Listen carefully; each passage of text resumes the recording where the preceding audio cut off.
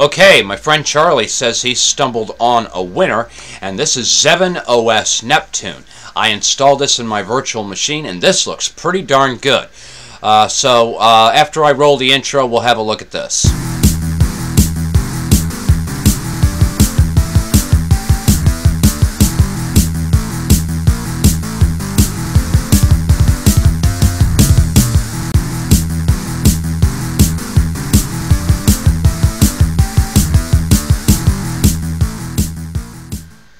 Okay, let's begin. Alright, now, we're looking at Zeven OS Neptune, which is a Debian-based distribution, and I believe this is also a rolling release because when I went to install this, I saw that it had Wheezy and Sid unlocked on this, which is pretty interesting. Now, I installed this in a virtual machine so that I could take a closer look at everything that you get with this, and this is running KDE. Now, something I'd like to note, as with any KDE distribution, you can always add widgets and that sort of thing. It's on the upper right corner and then the lower right corner as well in most KDE setups. Okay, you have a quick access to your power button, your clock and calendar. You can show hidden icons, your networking, your volume control, your clipboard, and notifications and jobs are located here. And then down here you have the Ice Dove mail client, which is an unbranded version of Thunderbird for those of you out there. And you also get the Chromium web browser with this. But I know most Debian distributions do have the Ice Weasel, which is an unbranded Firefox. And actually, I've read somebody said on one of my channels that Ice Weasel, in fact, has a Firefox employee working on that item and that sort of thing. You get two desktops to choose from, which are right here. And what I did was I actually changed to a standard menu. You can switch to application launcher style in this KDE desktop to get the launcher style. I really don't like this, and I don't find it to be that intuitive. So I just switched to a classic menu style, and then I can easily go through and find all the different applications rather than mucking about with that menu system and so on. Okay, well, there are a lot of things that this comes with, so let me go ahead and begin to show you. First, you get the Quake Terminal already installed on this, and it's very similar to the Quake Terminal that I use. By pressing the F12 key on your keyboard, it will actually launch, and then you have your terminal right here. How convenient is that? I've always thought that having a terminal by pressing a single hotkey on your keyboard is very handy, especially when you're doing a lot of things on the terminal. Okay, moving right along. Now, I did a little bit of playing around with this since it was installed, and it looks like it shows your most recent selections that you have made, and up here. Okay, now for some reason the cursor doesn't always like to show here, and I'm not sure why. Probably because I haven't captured the cursor, nor have I installed the guest editions on this just yet.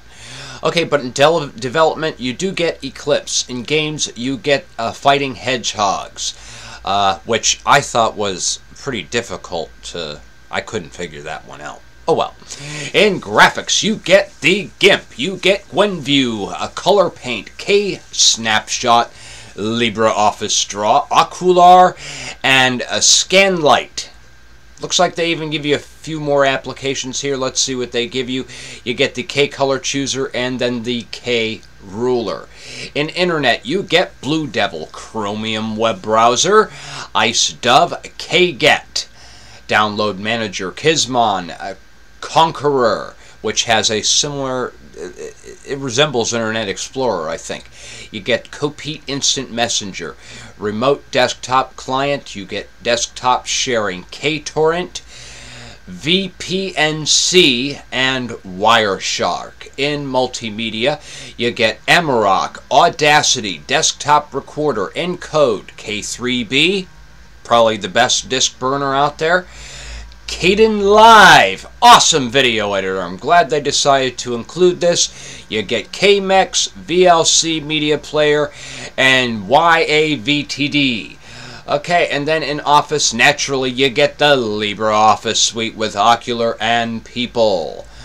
Alright, and then in System, you get Disk Manager, Gparted, and you're going to need that to install this, because you need to manually set up your partitions. At least that was my experience with the installer on this.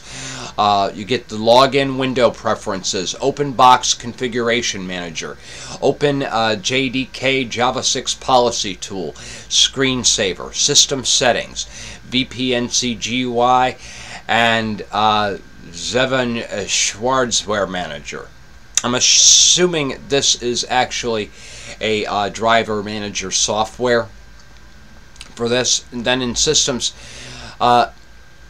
system, you get, it tells you all about Neptune. You back in time, a comp manager, disk manager, Dolphin file manager, GW package manager, very good one there. Gparted, HTOP process viewer. I love that little program. Let's take a quick look at that. This actually runs in a terminal, and it allows you to take a look at all of your system settings, all your running applications, and you can simply go in and close any applications that, for instance, if a program freezes or something like that, you can actually go in here and you can kill those processes easily, especially if you don't know the exact name of the process, or if you have something that's burning up way too much CPU and that sort of thing. Wonderful program. I use this myself in my own terminal, so I figured I'd show that to you guys. That is a wonderful program. Moving right along, they have K3B listed again. KDisk Free, which is a disk usage analyzer. K-Info Center, Console, KR and R tray. You get the KRFB for desktop sharing, System Log, K-User, Kiwi Disk, Login Window Settings, the Muon Package Manager, and the Muon Software Center. This is really nice that they have included a software center in here so that you can easily find and retrieve and install packages. You get the Nepomuk backup, a new login in a window, system monitor, and then of course I already showed you the Yaquake drop-down terminal. And then in utilities, you get Akandai tray utility, archiving tool, file manager, Clipper, Kwrite, root terminal, Roxterm, and TrueCrypt. Okay, and then in Lost and Found, you have the LX Auto Start and OpenBox Session.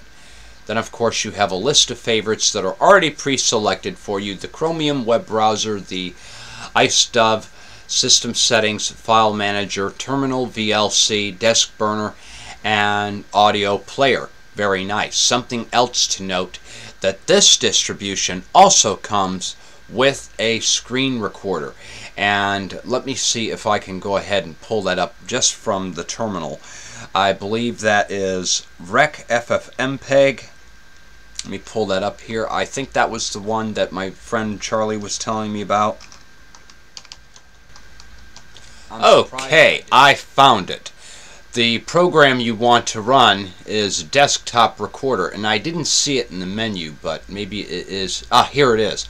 Okay, so it is a Desktop Recorder, but the command to run it is RECFFmpeg, and what it does is it puts a nice little icon down here, and then you have screencasting built right in into your operating system. Plus you also have some other options that you can set in this. You can set the sound device, the output file, the video codec, audio codec, the aspect ratio. So if you're like a screencaster like me, you'll want to capture your whole screen, and then you can set the video bit rate on this as well. So all in all, very nice.